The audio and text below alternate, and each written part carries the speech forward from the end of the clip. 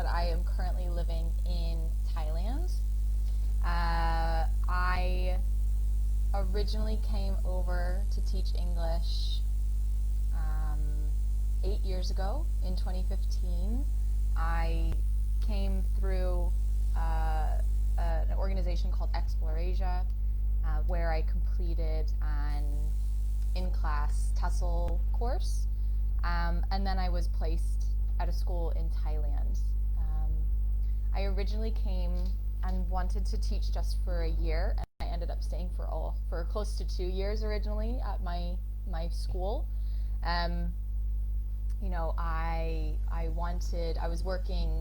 I had recently graduated in 2014 from university, and I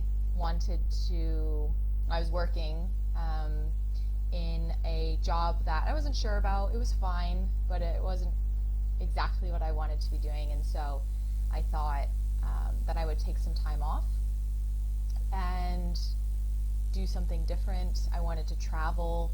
I knew that I wanted to do something during my time other than just travel, rather than just backpacking, and so I started researching teaching English abroad.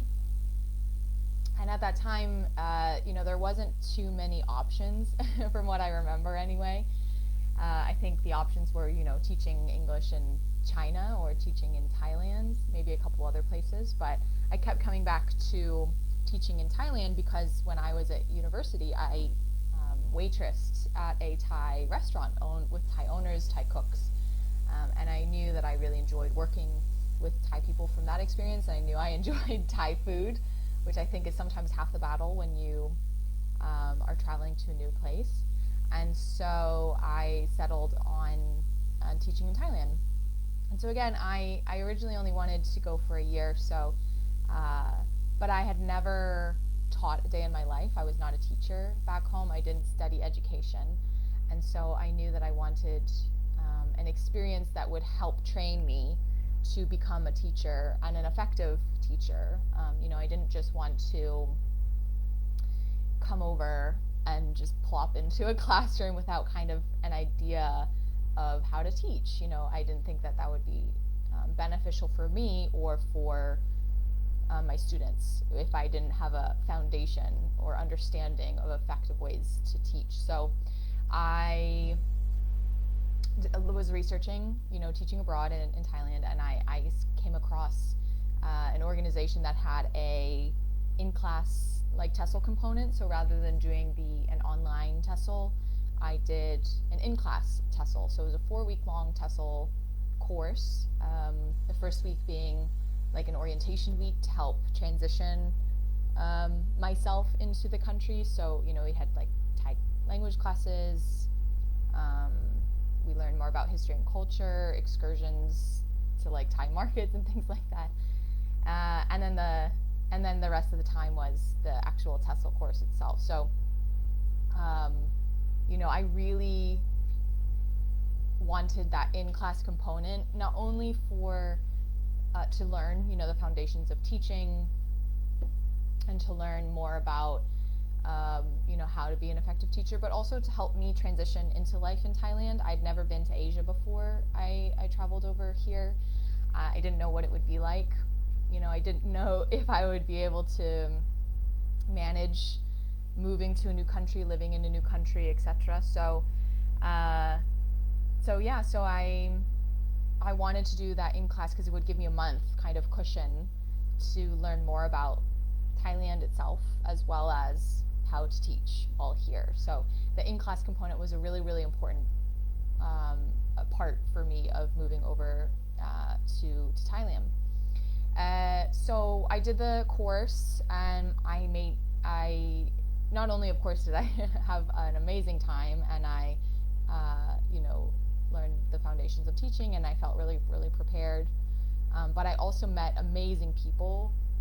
I think that month really solidified a lot of really positive relationships for me with other teachers on the course who are also learning to teach and then going to go work at a school. So yeah, it was really great in multiple ways. The course living in Thailand for a month, and then also meeting amazing people that for some I'm still in contact with, 8 years later. So yeah, it was an amazing experience. One that I wouldn't change. I wouldn't go back and decide to do an online TESOL course. The in-class TESOL course was essential for me, and I don't know how anyone does an online course and then comes over. Having that time to adjust to living in a new country and adjust to the culture and the food and the language and the weather, in addition to also making really amazing relationships with others on the course and with your instructors who had already been in Thailand for a couple of years, and so I could ask them questions and get to know them and understand from their point of view what it was like coming over to teach in Thailand. So it was all really, really beneficial for me that month.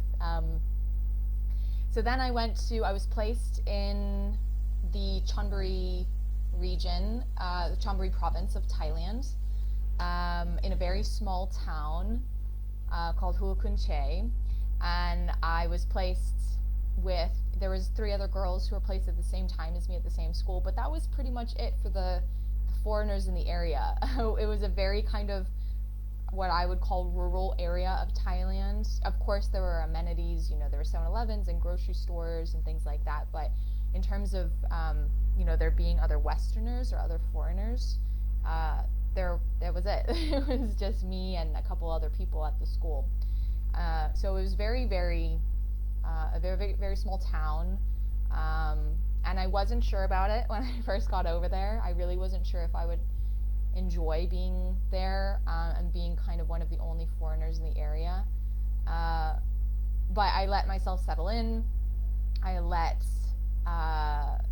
myself kind of adjust to my new role and the experience of kind of being in the area, and I loved it. It turned out amazing. I was only supposed to be there for a year, and I ended up staying for close to 2.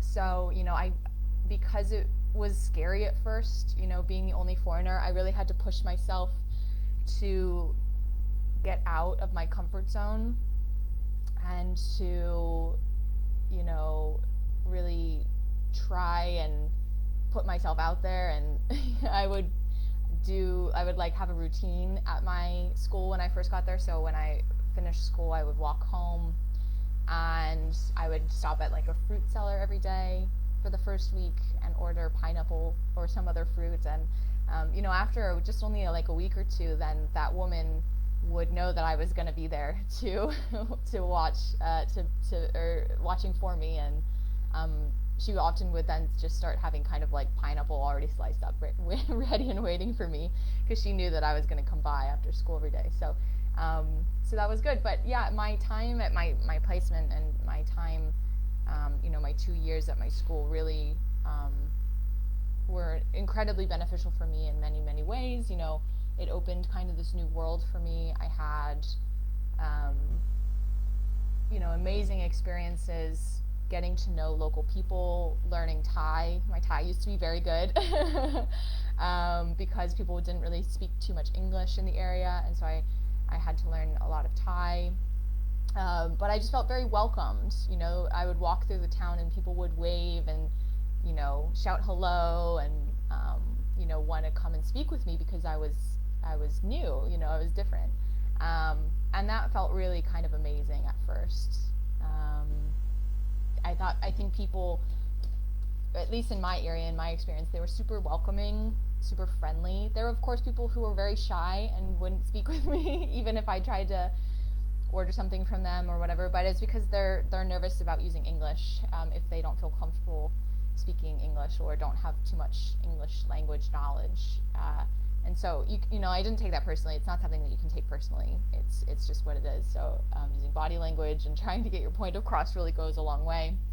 But yeah, I think that people were really, really friendly and welcoming. And if there were ever times that I was kind of wandering around looking for like a specific shop or something that I needed for class, people would always stop and try to help me find what I was looking for. I would have kind of a set routine of like going to the same like food stall to buy local groceries. There wasn't really a grocery store in my area. I would have to travel maybe 15 or 20 minutes to get to a grocery store. So there was a local grocery market, essentially. I would go buy fresh vegetables or food there to cook with. And people were, I'd go to the same place, and the lady there, the people there were always really, really kind to me. And it is just, I just look back on that time as such a life-changing experience for me, not only because, it was something new, it was something different.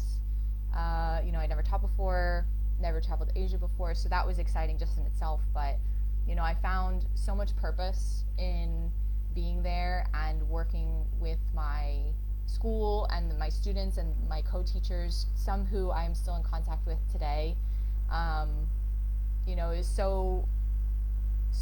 such a amazing period of growth for myself to really push myself out of my comfort zone and learn more about who I was and who I wanted to be, and try and figure out what my future was gonna look like. And so I ended up staying there for 2 years at my school, and then I decided that I wanted to try something else. So I went and taught in English in Indonesia for a little bit, but I missed Thailand so much that I decided to come back, and so I've been living in Thailand pretty much ever since.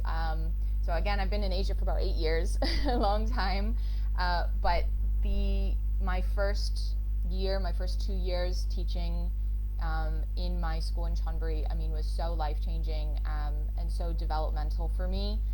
It's not something that I would ever change. If I had an opportunity to go back and do it again, I wouldn't do anything different. It really has expanded my horizons, set me on a career path that is so important to me, and it helped me learn more about myself and the world around me, and who I wanted to be, and how I wanted to help shape the world. So yeah, it was really an amazing experience.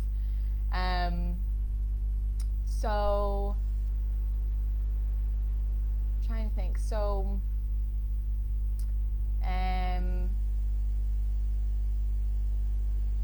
let me think of some other questions.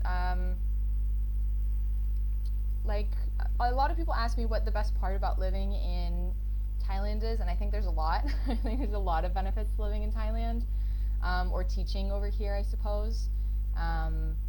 I think that building the relationships with your students can be really incredible when you take a step back and look at that experience.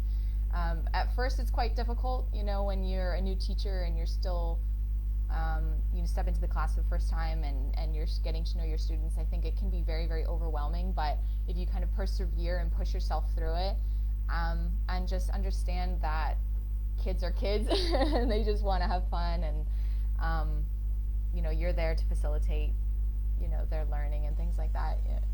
It was pretty amazing to see students grow and develop over the course of a school year. So that was pretty cool, getting to see my students just grow, and also getting to know my co-teachers, and getting to know them, and going out to eat with them, or going to get coffee in the mornings with them, and just kind of slowly building those relationships to a point where, again, some of the people I'm still in contact with now. So that was pretty cool. So my Thai, I learned just because it was in a small town, not very many people spoke English. I learned mostly just from trying and attempting, and going again to the same kind of shops and same market and ordering similar things each time, and repetition, and just trying. I got really good with numbers, and I got really good with food really fast because that's what I needed to get around in the area. I could walk to school every day, so I didn't need to learn transportation words or anything like that, but food and numbers, basics of getting around, basic conversation, stuff like that I learned that very quickly just from trying and attempting. And I think people here are very, very friendly and amenable to helping you to learn, just through short conversations or through short interactions. I think it's really nice. You often can see, when you meet a local, and you try and speak Thai with them, like you can see kind of their surprise on their face sometimes, especially if you're outside of a major area like Bangkok, where there maybe isn't a lot of foreigners. You can really see like the kind of like shocked happiness that locals will kind of exhibit when you try and speak Thai with them. So that's always kind of fun. Plus, your pronunciation is always going to be terrible, so it's fun when they laugh at you about your pronunciation as well. So can I remember what my biggest worry or fear was before leaving home? Gosh. Probably just like, what is my life gonna look like? I didn't know. I'd never been to Asia before. I didn't know what living in Thailand was gonna be like. And that was a huge reason why I wanted to do an in-class TESOL course, because I wanted that time to adjust to living in a new country, a new culture, learning the language. That month on the TESOL course, I did through Xplore Asia. It was such a important couple of weeks for me, and I don't know how I would have done it if I had done like an online TESOL or TEFL course or something like that, and then come over and be plopped kind of in Thailand. For me, like I've said, it was incredibly beneficial.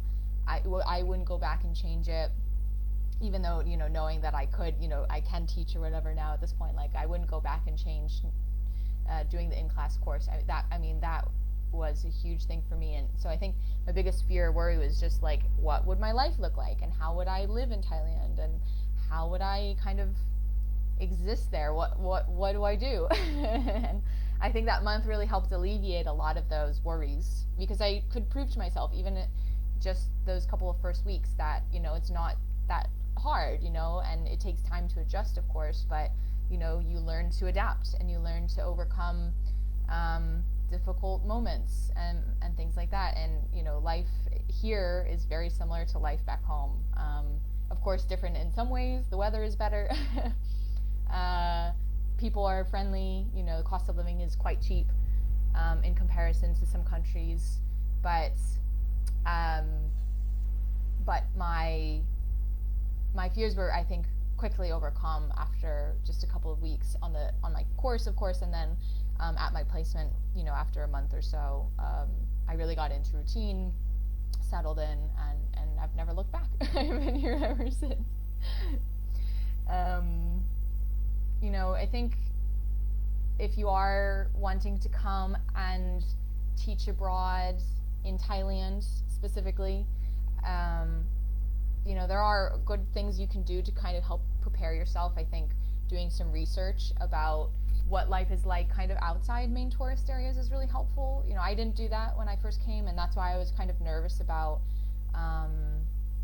living in a very small area outside of well-known areas like Bangkok or Phuket or something like that. And I think there's a lot more information online now these days about smaller areas than there was, in 2015 when I first came over. I think there's a lot more great tools out there, like Instagram and Facebook and Google, and there's lots of groups and things like that. So I think if you can try and research what life is like outside of these main kind of touristy areas, that will really help you, especially if you are so worried about teaching outside of a big city. Life is the same. Life is the same. While there might be fewer Western amenities, maybe fewer pizza shops or fewer fluent English speakers, it doesn't necessarily mean that your time in these smaller areas is going to be awful. I think it depends on the person, but I think a lot of people are a lot more adaptable than they think they initially are. And while it's not always the easiest process to learn, how to live in a new country and how to get around and all that sort of stuff, I think for me anyway, my experience was by pushing myself and by trying. Again, when I first got to my small area, I wasn't sure how it would be, but pushing myself and pushing myself out of my comfort zone and trying and giving it my all, I grew so much from that. So if you can, you know, initially, if you're worried about coming and being in a smaller area or teaching outside of a main tourist area, I think if you kind of push yourself and prepare yourself for like being uncomfortable sometimes, I think that can really, really help you mentally. You know, if you are kind of expecting to have to push yourself and expecting to challenge yourself, you know, it's not all going to be easy breezy beautiful, then I think mentally you can kind of start to help yourself get through that initially. But even if you are like in Bangkok or another big kind of tourist, you know, beaten path area, there's still hard moments. You know, people go through culture shock no matter where they are in the world, you know, outside of their own home country. So whether you are in a major city where there's lots of other foreigners or Westerners and, you know, people speak really good English, you're still going to have those hard moments and those hard times and that culture shock, which can be tough to get through. So, you know, don't expect just because you're in, you know, a big area not to have some of that. It may come later. It may look different than someone like me who was in a smaller area, and I had to kind of push myself out of my comfort zone a lot more. But, you know, I think it happens to all of us. But if you can really push yourself through it and really challenge yourself to get over that culture shock, I mean, it like amazing things amazing things will happen to you if you can just get yourself through that. Absolutely.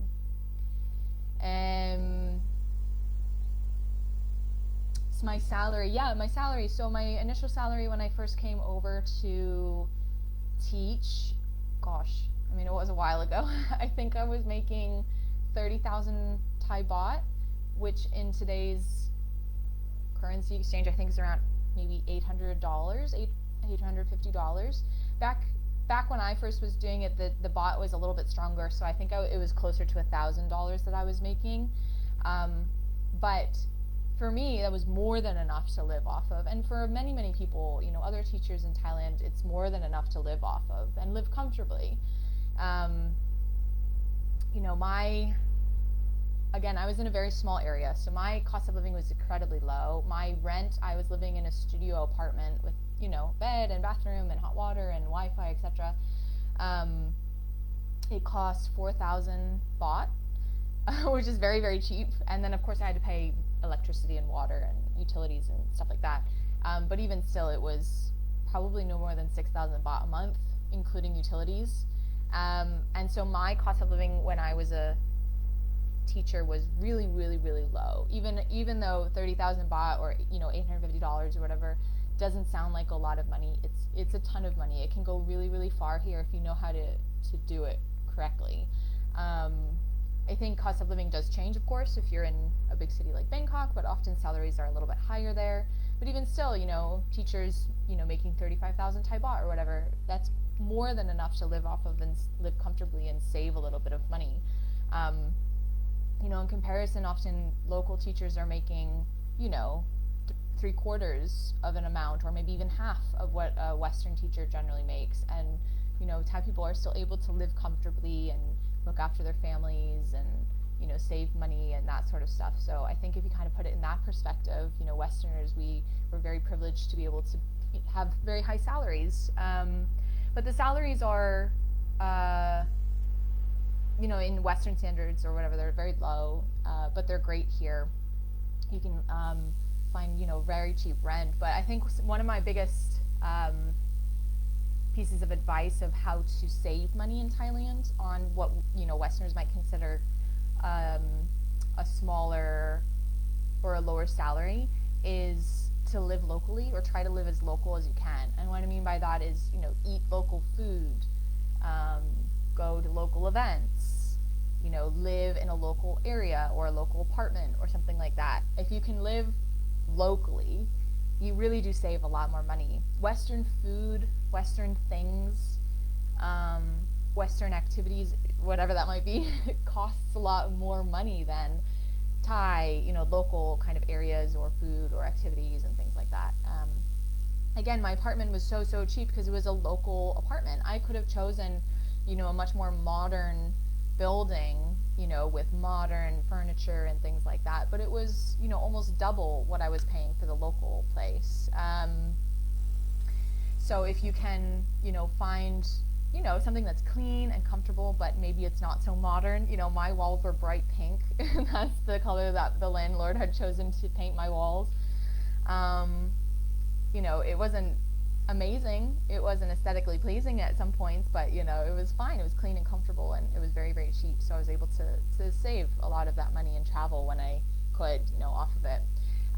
So eating local food is also a big one. Western food will eat into your budget very quickly if you allow it to. So learning to go to local areas or local restaurants or street food to eat will really help you save, a ton of money. Did I have enough time when teaching how did I spend on vacation? Yeah. So in Thailand, in the school year begins in May, and it's split up into 2 semesters. So the first semester goes from May until the end of September or maybe early October, depending on the school. And then you have a couple weeks off in October. And then the second semester begins in November, and it goes until the end of February or into March, again, depending on the school. So in, a 12-month year, you're looking at 2 to 3 months off for vacation months. Now it does depend on the school. A lot of schools don't pay teachers, during these vacation times because you're not teaching. Of course, if you teach, a week or 2 weeks into one of those months, you'll get that salary, of course. But, if you're not teaching a whole month because that's the summer month or whatever, then it's normal to not receive salary. So, I would save my money throughout my semesters and set aside like a budget for travel then during my big breaks, because I knew that I would have, the full months of March, April, and October. My school didn't have any classes during those months, so I knew that I would have those completely off. I also wasn't going to get a salary, so I knew I wanted to travel, and I traveled a lot during those months. I was very, very lucky to travel almost all of Southeast Asia in my time as a teacher, and off of the months that I had vacation, and also did extensive traveling through Thailand during those months as well. It's very, very simple and easy and cheap to travel through Thailand, so I went to a lot of new places during my breaks. Throughout the year as well, there's often a lot of government and national holidays that you receive off. So they're scattered throughout the year, of course, and they're not always on a Monday or a Friday, so you can get a long weekend. Sometimes they're, in the middle of the week. But you get quite a lot of those days off, and so you can enjoy your town, or if it's a long weekend, go away for the weekend or something like that. So yeah, I definitely got a lot of time off throughout the school year, and of course during the main breaks, and that really also helped me visit some of the people that I met in the TESOL course, and really helped me get to know Thailand a lot more and travel and all that good stuff. So yeah, it was great. I really enjoyed that. So anyway, thanks for listening, if you've been listening. Again, my time in Thailand is not something that I would ever go back and change. I recommend it to anyone who's looking to get out of their comfort zone and make a difference during their time, traveling. If you're running to come teach abroad, I think Thailand's now my home. Again, I've been here for 8 years. It's definitely my home now. So I highly recommend it to anyone, and I hope you enjoy Thailand as much as I have. So thanks very much, everyone.